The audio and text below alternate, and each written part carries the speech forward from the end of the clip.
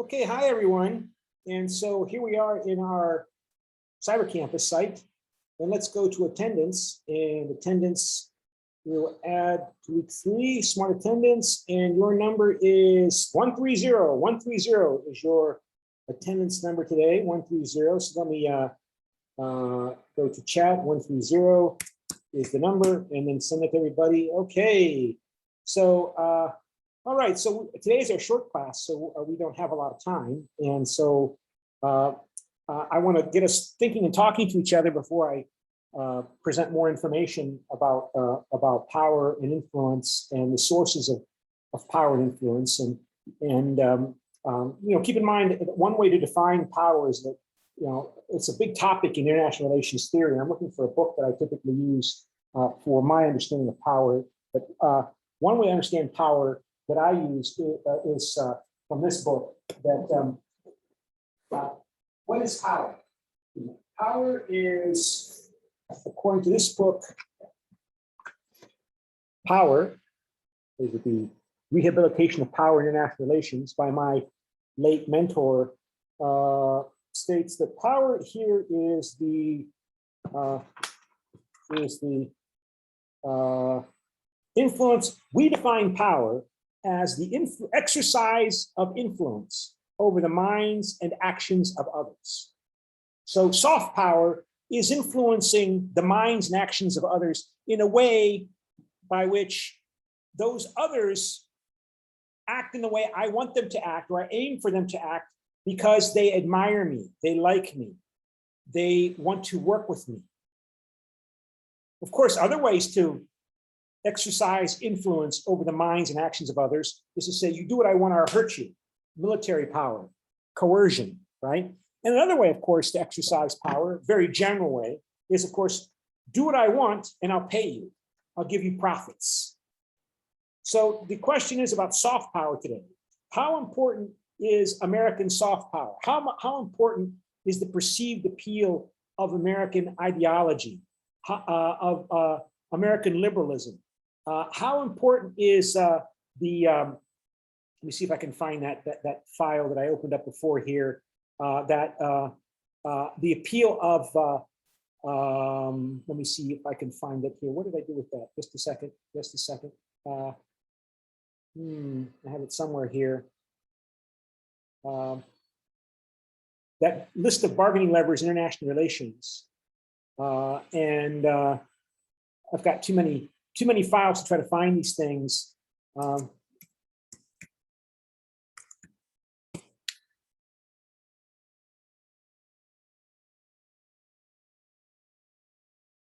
Here is a representation of bargaining leverage, right, in international relations. That when the United States asks South Korea to do something that South Korea obeys or is influenced by American requests because of the advantage America has in providing trade opportunities to South Korea, America's ability to use force, or that might not be so important towards South Korea. How about, let's say if we were to put US and North Korea here. So who has the bigger advantage here? I would give, yes, sir. Yeah. We can't see your screen. Oh, okay, thank you. So let me open up this, go back to this file here. And even I can't see the, Let me see. Can you see it now? Yes, okay. So you see who has the advantage here in terms of public attitudes. Does the American government support the US more strongly than North Korea? Supports the North Koreans support their government? I say it's a draw because of North Korea's control over its population. Perceived possible great power involvement. I think, again, I think it might be a draw here in terms of the ability of the United States to influence and control the minds and behaviors of North Korea. Awareness of interdependence. I think maybe the US has an advantage there. Over North Korea. North Korea really is doesn't have much economic influence or significance for China or Russia I mean, it's economically important for China, but not nearly as important, for example, America and its allies. Perceived long-term power alterations. You know, of course, I think the U.S. is doing better than North Korea with its suffering from COVID-19 and the and other problems, economic and political stability. I think maybe the U.S. has an advantage there in terms of its stability of its regime. Although, because North Korea, obviously, given the level of violence it's involved in controlling that country, clearly the regime has problems. Perceived irrationality of leaders. If Donald Trump comes into office, this might be a double plus. But if Joe Biden is in office, I would think that this goes to North Korea, right? That Kim Jong-un is crazy or Donald Trump is crazy. That's important, right? I think that was a plus for the United States in much of the world in terms of its influence. Perceived adverse effect on friendship. I mean, Donald Trump tried to play with that. If this is, say, Trump administration, yeah, let's go with Trump administration. Yeah, so this is under Trump.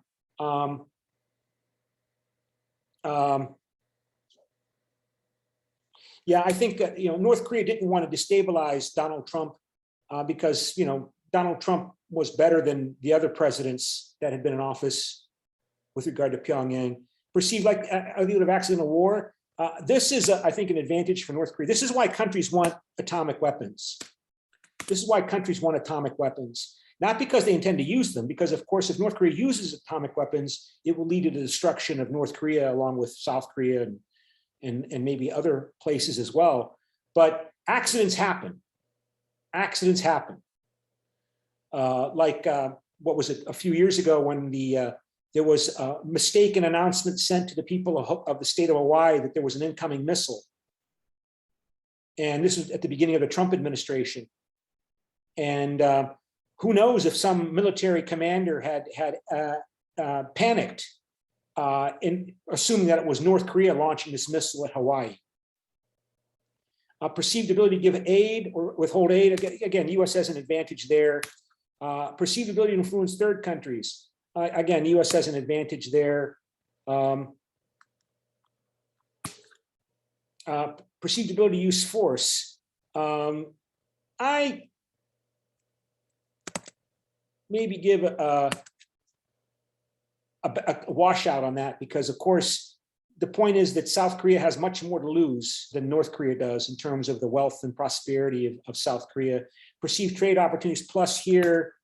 Not so much there. Perceived ability to deal with domestic political dissatisfaction. I'd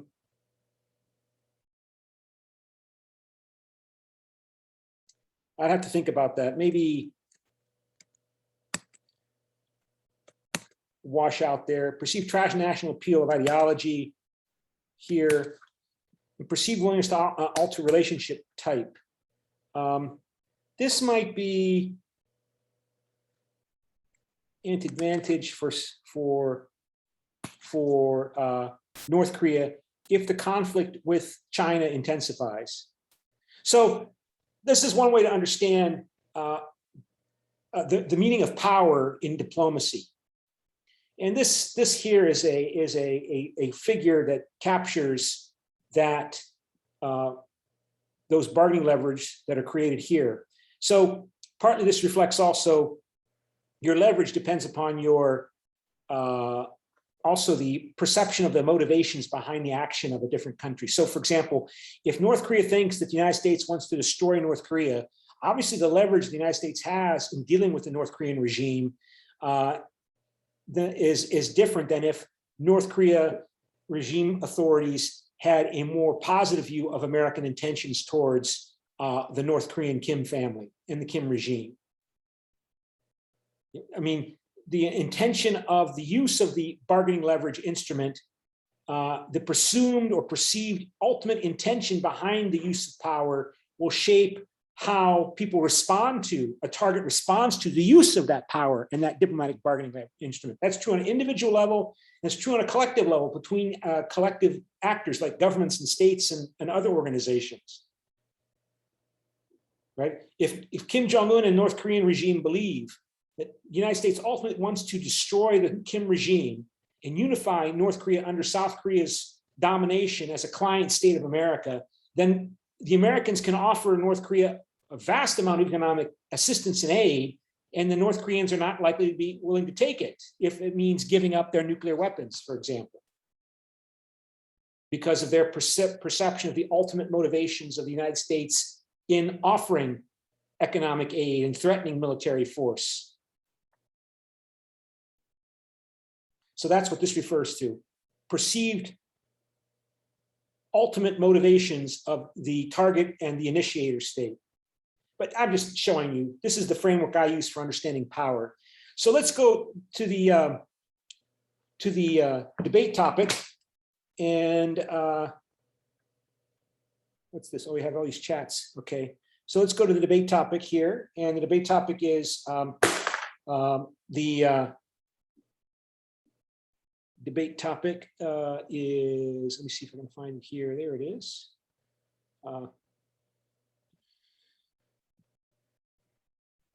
Here it is. Okay, let me make sure you can see that.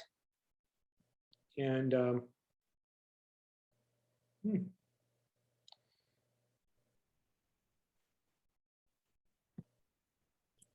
you can see the debate topic, right? Yes, to South Koreans, American soft power is critically important for America's world influence. So I went through your paragraphs and I know what you wrote. So let me divide you up into groups, into pro and con. And only 2 of you wrote a con paragraph. So opposed to this, most of you wrote pro. So we'll divide up into 3 groups of pro and 1 group of con. And so con, you're going to be doing a lot of speaking because you have to defend your argument. And so let me stop share and assign you to breakout rooms, and we'll have 4 rooms, and I will assign you to the 4 rooms. This is going to be pro 1. This will be pro 2. This will be pro 3. And this will be con. And assigned to con will be Helen and Anais. And to pro 3 or pro 1, we will assign Timan and it doesn't matter. Okay. And to group 2, we will assign Elisa and Dohi, and to pro 3, we'll assign the remaining groups. So prepare your statements, and if it's tails, the top name listed in the group will speak first. And it's tails, so Timan will speak first for pro 1, Alisa will speak first for pro 2, Kang Tong Sally will speak first for pro 3, and Anais Moose will speak first for con. So let me open your rooms, help each other prepare to speak. Again, one of the tasks here is to give you speaking experience. So let me open all the rooms. Please join the rooms.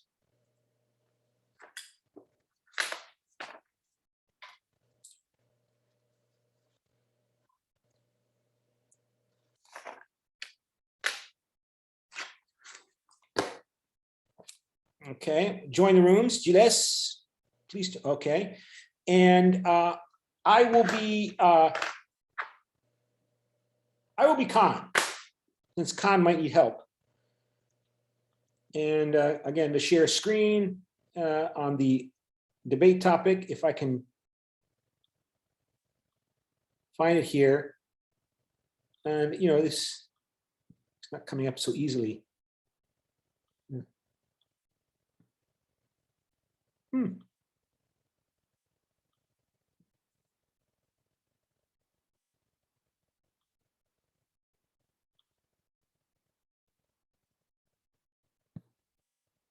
Okay, there you see the debate topic. Okay, so, and I'm con, so let me write a con statement.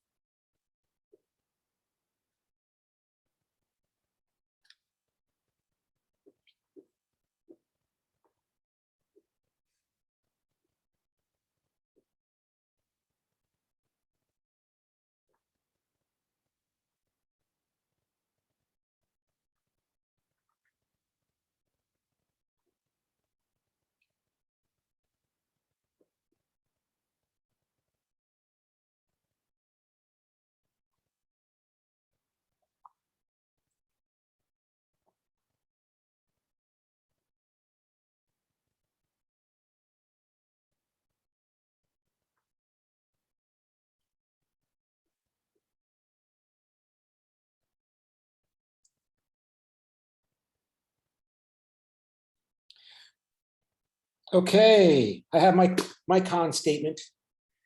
And so let me close the breakout rooms and stop share, go back to breakout rooms, close all rooms.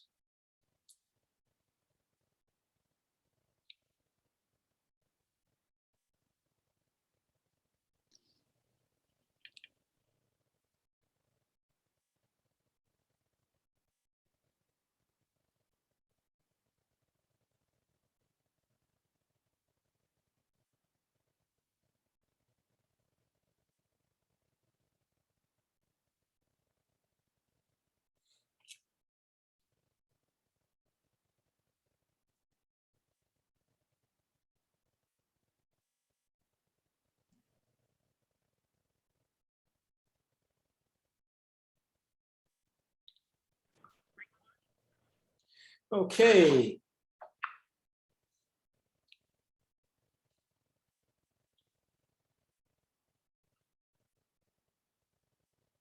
So who's going to speak first for pro? Let's flip a coin. Heads, it's group one, and it is heads. So T-Men, please start your video so we can see you.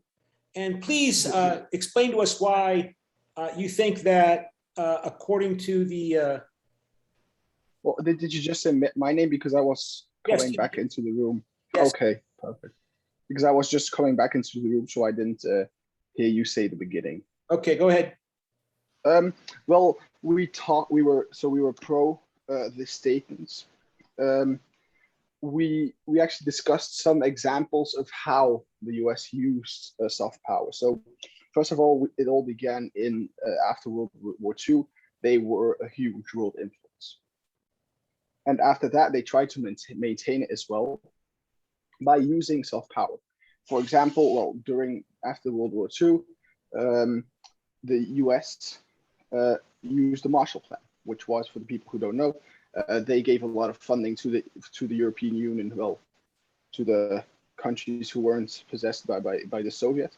But they gave a lot of money to for example, Belgium, France, Germany as well, to rebuild, so they could do economy, have a lot of trade with them as soon as possible.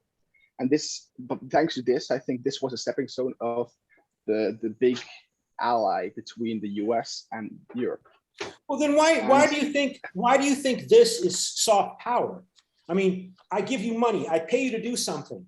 If you, why do you consider giving money to somebody a form of love?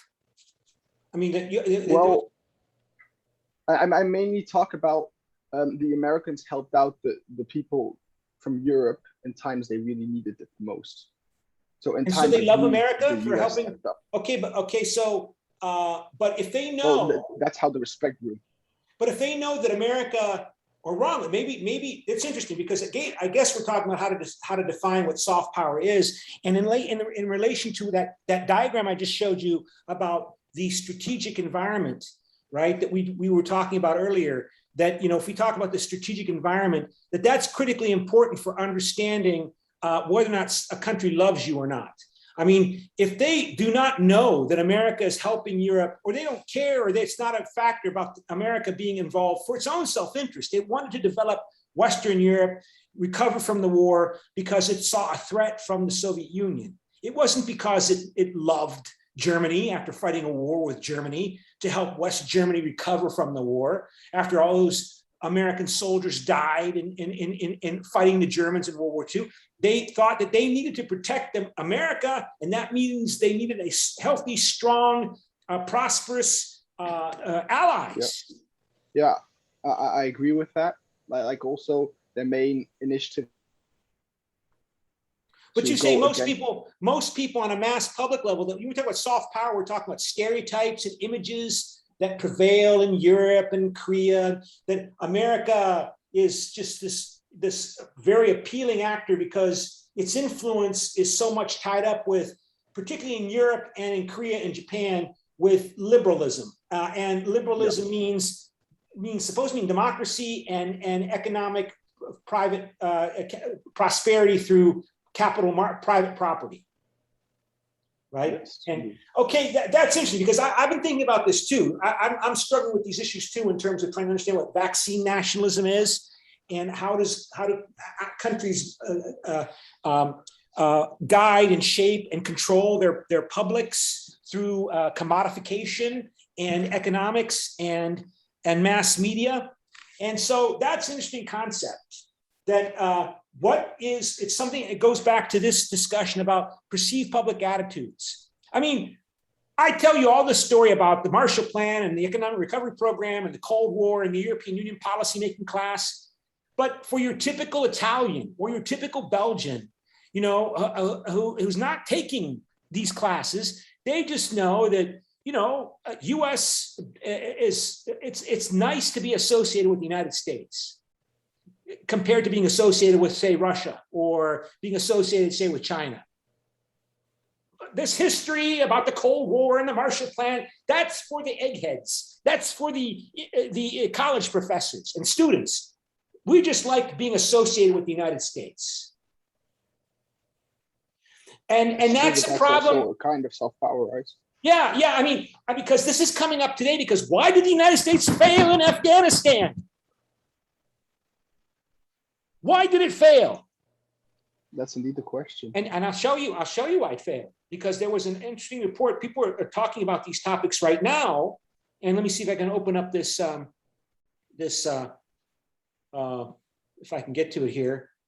This report that just came out in the in today's yesterday's New York Times by and this was also repeated today in that video that audio radio program I was telling you about that discusses this issue in terms of the incredible corruption that the United States engaged in Afghanistan. When the United States went in 20 years ago, they hired gangsters, criminals who would help them track down terrorists, Islamic militants. So, and this summarizes it. I mean, there was something else this morning that added on to this further that I was listening to, but the war in Afghanistan wasn't a failure. It was a massive success for those who made a fortune off it. Consider the case of Hikmatullah Shadman, who was just a teenager when American Special Forces rolled into Kandahar on the heels of September 11, 2001. They hired him as an interpreter, paying him up to $1,500 a month, 20 times the salary of a local police officer, according to a profile of him in the New Yorker. And this profile, I think, was the interview. The guy who wrote this profile in New Yorker, I think, was interviewed today on the show Democracy Now! That I was referring to. By his late 20s, he owned a trucking company that supplied U.S. military bases, earning him more than $160 million. If a small fry like Shadman could get so rich off the war on terror, imagine how much Gul Aga Shirazi, a big-time warlord turned governor, has raked in since he helped the CIA run the Taliban out of town. His large extended family supplied everything from gravel to furniture to the military base in Kandahar. His brother controlled the airport. Nobody knows how much he is worth, but it's clearly hundreds of millions, enough for him to talk about a $40,000 shopping spree in Germany as if he was spending pocket change. Look under the hood of the good war, and this is what you see. Afghanistan was supposed to be an honorable war to neutralize terrorists and rescue girls from the Taliban. It was supposed to be a war that we woulda, coulda, shoulda won had it not been for the distraction of Iraq and the helpless corruption of the Afghan government. But let's get real. Corruption wasn't a design flaw in the war. It was a design feature. We didn't topple the Taliban. We paid warlord bags of cash to do it. As the nation building project got underway, these warlords were transformed to governors, generals, and members of parliament, and the cash payments kept flowing. It was all about corruption. Inside of a nation, what we really built were more than, inside of Afghanistan, what we really built were more than 500 military bases and the personal fortunes of the people who supplied them. That had always been the deal. In April 20, 2002, Defense Secretary Donald Rumsfeld dictated a top secret memo ordering aides to come up with a plan for how we are going to deal with each of these warlords. Who is going to get money from whom, on what basis, in exchange for what? What is the quid pro quo, according to Washington Post? This report doesn't mention, however, that the United States supplied those warlords during the 1980s to kill the Soviet Union soldiers when they were occupying Afghanistan in the 1980s. That these warlord people emerged, that the United States paid to go fight and kill as mercenaries the Soviet soldiers. And then the Mujahideen emerged in the 1980s around those gangster mercenaries. It goes on here. The war proved enormously lucrative for many Europeans too. One 2008 study estimated that some 40% of the money allocated to Afghanistan went back to donor countries in corporate profits and consultant salaries. Only about 12% of US reconstruction assistance given to Afghanistan between 2002 and 2021 actually went to the Afghan government. Much of the rest went to companies like the Lewis Berger Group, a New Jersey-based construction firm that got $1.4 billion in contracts to build schools, clinics, and roads. Even after it got caught bribing officials and systematically overbilling taxpayers, the contracts kept coming. So the US was I won't go through it all here, I can, but just highlighting how this money fueled corruption and envying, anxiety, and resentment. And then, of course, we don't even talk about the killings. This person who was interviewed today, whom I think is the author of this article in the New Yorker referenced here, pointed out that in one village in Afghanistan, in the countryside, remember 70% of the population lives in the rural areas in Afghanistan, each extended family lost 10 to 12 different people killed by people working for the Americans or fighting for the Americans or by the Americans. So we know about the 10 people killed in Kabul by that drone strike when the US was leaving, but most of those deaths were never recorded because they happened in the countryside, and they involved 1 or 2 people being killed at a time. He interviewed these people in this village in Helmand province in the south, and he said each of the families lost 10 to 12 people from 2001 to 2021, dead.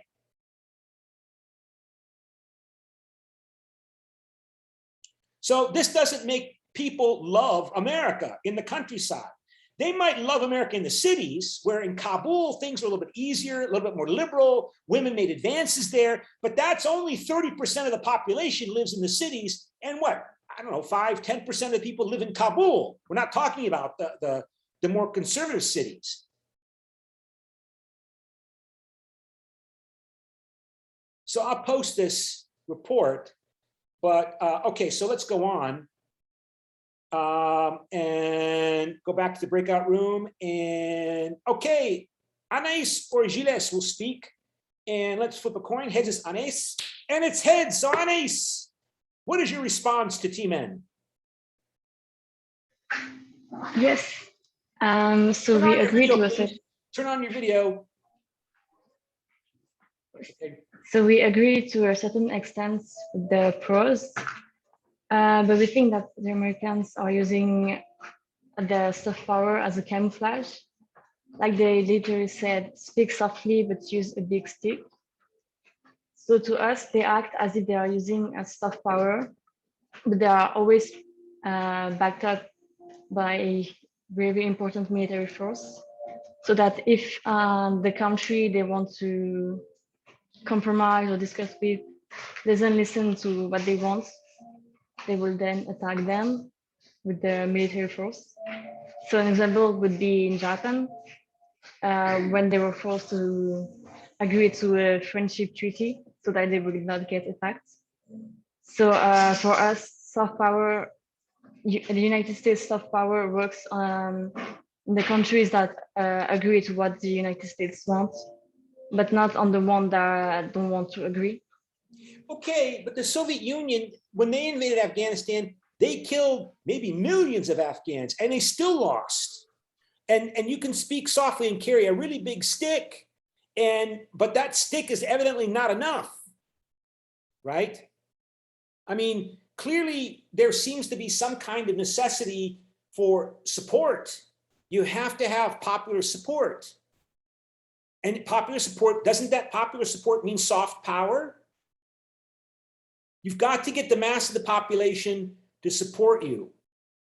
And so the Americans have been more successful in Europe because they are seen as an ally against a threat to self-determination, of national self-determination among Europeans, right?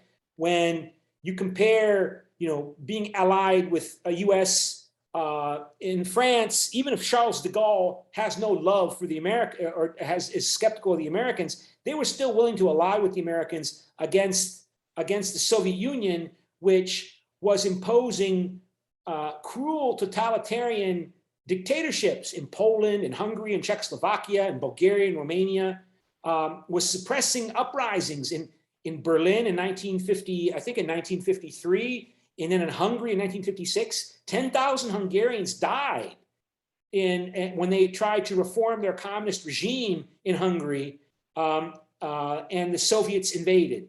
In Czechoslovakia, again, reformist, pro-liberal communist figures under Dubček in Prague attempted to carry out reforms, and the Soviet Union invaded. And those regimes also became terribly corrupt. I spent time in Moscow in 1985, right?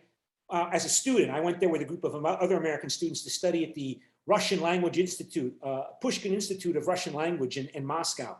And it was so, you couldn't do anything without bribing somebody. You couldn't get into a restaurant unless you bribed them. You had to bribe anybody to do anything. And of course we had this, so, we had big money, but you couldn't do anything unless you bribed somebody. You had to bribe them, typically with a 3 ruble note or a 5 ruble note or a pack of cigarettes, a pack of Marlboro cigarettes, right? And then you go into the hotels, and the hotels were filled with sex workers, right? Looking for people to, it was so corrupt by that point. But, but here you see in Afghanistan, it's all about corruption, right? And even though the Americans killed, we don't know how many people, we'll never really know how many they killed, because as I said, most of those killings happen in the countryside, and there's nobody there to record it, or they're not reported, those deaths. And all the Americans know is what's coming out of Kabul, from the NGOs and the consultants and the journalists and the military officials speaking from Kabul. That's what they know. And so they're shocked when the Kabul government just collapses overnight. So it seems that there needs to be, but the question comes up then, well, if American power is so ineffective, why did the Americans succeed in Germany and Japan? When they occupied Western Germany and they occupied Japan, why have those been more successful? Why has the South Korean government been more successful than the Taliban government? In terms of, well, that's a big question, right? We talked about that at the beginning of the semester. People were wondering, would the South Korean government be able to resist North Korea if the Americans took their soldiers home? Or would they just collapse? And that is always the justification for the neoconservatives for the invasion of Afghanistan and Iraq. That we did it in Germany, we did it in Japan, we did it in South Korea, and we can do it in Iraq, and we can do it in Afghanistan. Because we're a lot richer and a lot more powerful, and the Soviet Union is gone, so that we don't have to worry about Soviet resistance because Russia is weak, and we don't have to worry about them. And if we can do it in Germany and Japan, surely we can do it in Afghanistan. And I don't know if I have a clear, I just know that when the Hitler ruling clique, the ruling class in Hitler's Germany was a thin group of counter-alienated elites who came to power in a time of crisis and reached down at a time of political and social crisis in Germany and took power. And then when the Soviet and the Americans came in and pushed those people away, removed them, the liberal ruling elite, the traditional establishment liberal elite, represented by people like Konrad Adenauer and the aristocracy in Germany, they emerged back into power, and they basically ran the system that the Nazi elite temporarily dominated. But the Nazi elite was very thin. And when it was wiped away, it left almost no legacy, which is different from Afghanistan and certainly different from Iraq, which are post-colonial states created with, that are multi-ethnic states or multinational states in the case of Iraq. They're not nation states like Germany or Japan. And so I'm struggling with these issues as well. Like, what is soft power? Why did the Americans succeed, quote, in Germany and Japan and in South Korea, but not in Afghanistan and Iraq? And people still are trying to figure this out now. Okay, so let's go now to the next pro group. And it's heads is pro 2. And it is heads. So Elisa. Yeah. So what we saw is that like one of the benefits of soft power is like a strong nation brand. So the country like here, the US will then benefit both like cultural wise companies, they will export their products. And that's also what we see here in South Korea. There are a lot of American companies. So it also means that they have like an influence in that country. But then what we saw is that America actually used to be #1 in the world influence and soft power, but during Trump's time in office, they actually fell to #4 because of American First campaign and also like the withdrawal from the Paris Agreement on climate change. So a lot of other countries are thinking that they're not doing enough to solve like major global challenges. So we can actually see that the soft power is also like decreasing a bit because Trump is also like delivering threats to other countries by implementing tariffs and so on. So we can see that the soft power is decreasing and also the world influence is also kind of decreasing in other countries. You know, I counter to what I just said, you know, you made me think also that the claim is, and when I hear the news reports every day, is that the Taliban is different. 20 years after the Americans removed them, the Taliban today are not the same Taliban they were 20 years ago, partly because they really want to participate in global economic interchange and trade and development. They want investment, they want trade, they want modernity, they want to be able to they want high tech. They want to actually do those things. And that means you need to participate in the global economic system. And that means you need to be able to work to some degree with the Americans. So the Taliban is letting these people who want to leave Afghanistan go, if they have visas, if they have the documents. And my sense is because they hope that the Taliban regime hopes to have some kind of long-term cooperative relationship with the United States. Maybe against the Islamic State of Khorasan, the militant pan-Islamists who, like Osama bin Laden, want to wipe away all these post-colonial borders drawn by the British and the Russians and the French and the British and the Portuguese and the Spanish and create an Islamic state that extends from Morocco to the Philippines. They don't want, they're fighting those people.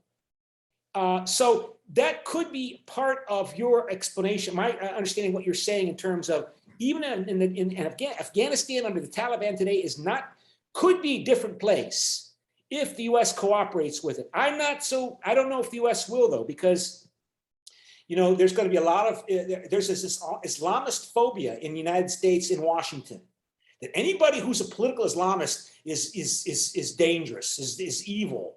American government will not talk to these people. They haven't been willing to talk to them for decades. Even the moderate, I hate that term, the liberal Islamists, the people who talk about Islam, but they're willing to tolerate expression. But if they say they're Islamists, the Americans get all nervous and they won't talk to them, like in Tunisia.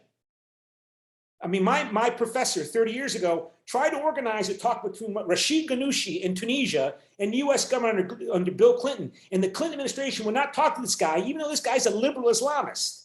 And they still won't talk to him, according to the news report I came across a few weeks ago, because he's an Islamist. And my sense is because that threatens America's friends, Israel and the Saudi royal family and the oil sheikdoms. They threaten America's traditional aristocratic patrons, warlords and aristocrats, like the sheikhs and kings and sultans that the Americans allied with during the Cold War. And those people, they have no problem doing business with Israel. So I don't know if the Americans are really going to be willing to cooperate with the Taliban because they're Islamists. But on the other hand, if they don't, there's going to be a humanitarian catastrophe in Afghanistan. People on the verge of famine there. And there's going to be massive movement of people, maybe to Belgium and Germany, and like they happened in 6 years ago in 2015 from Syria. Okay, Anne, who's next from Khan? And that is Gilles. What is your statement, Gilles?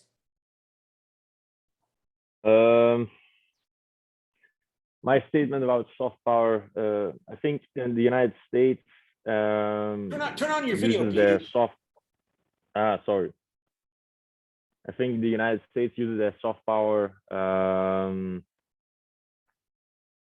well. I think the example of that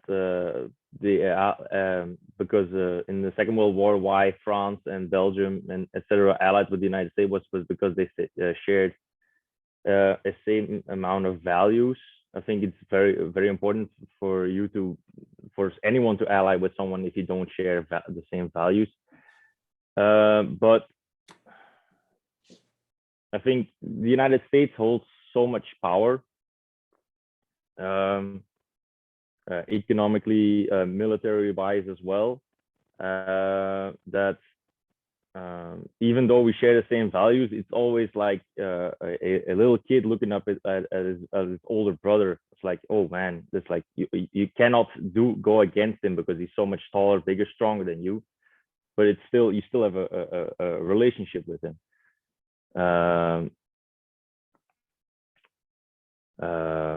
So it's one of respect, but also out of I think a little bit fear. Yeah, I mean, I'm just wondering. I think with respect comes with fear as well. I think if you respect something, you also have a certain amount of fear for the opposite. Mm-hmm. Yeah, but I mean, people, if you're going to fight the Americans with their drones and their bombs and their money, you got to be pretty upset. And particularly if the Americans just are willing to, I mean, you can't even find the Americans to shoot them. They'll track you with their drones. And I mean, these people didn't fear the United States in Afghanistan. I mean, they did fear the Americans, but they knew they could win. They just knew that the Americans, I guess, would get tired. I mean, and that's why Joe Biden's being criticized now. That, so what if the Americans stayed involved there? So they lose a few soldiers every month. So what? They are all volunteered. They're all professional military. That's what professional military people do. They make a commitment to that.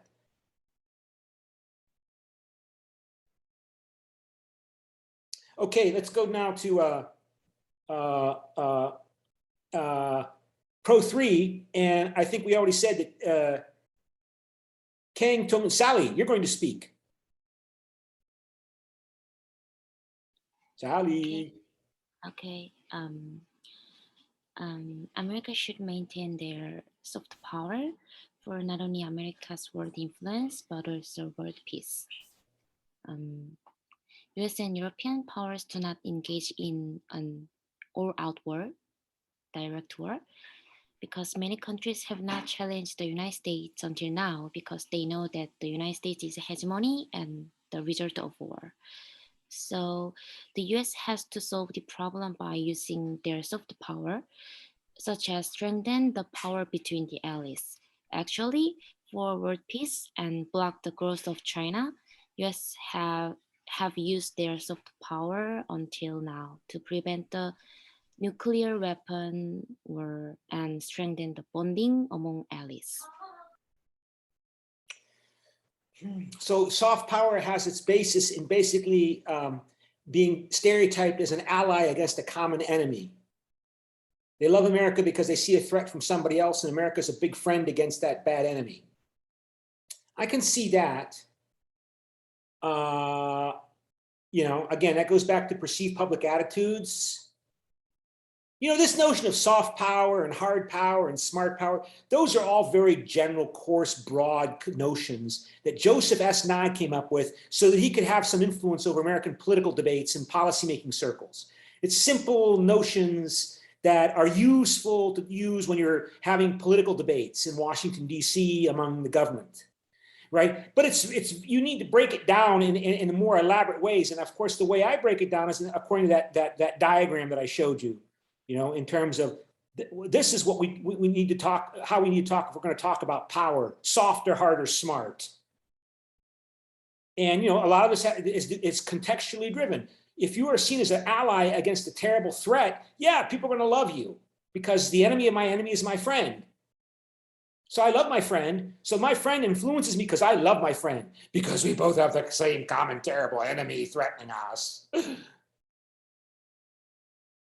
For example. Okay, well, we're running out of time here. So let me just to close the class and by having you vote on a exercise, if I can find it here, go back here, share, and vote. And okay, so let's vote. So please vote on this question. To South Koreans, American soft power is critically important for America's world influence. And thank you very much for an interesting discussion, because I learned from it. So 1 more minute. We have 2 more people, I think, have to vote. 1 more person. And when it hits 11:51, we'll stop. Is that it? Okay. 1 more person. Going once, going twice. Okay, that's it then. All right. See you. Next week, we will have class. We will have class on Wednesday, okay? Okay.